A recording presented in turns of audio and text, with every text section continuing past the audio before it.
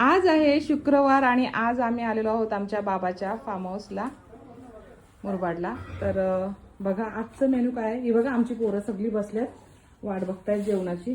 चला तर का आजचा मी मेनू दाखवतो तुम्हाला. पट्टापट जेवण काय दाखवते. ही आहे बिर्याणी बघा, मस्त अशी तंदुरी बिर्याणी.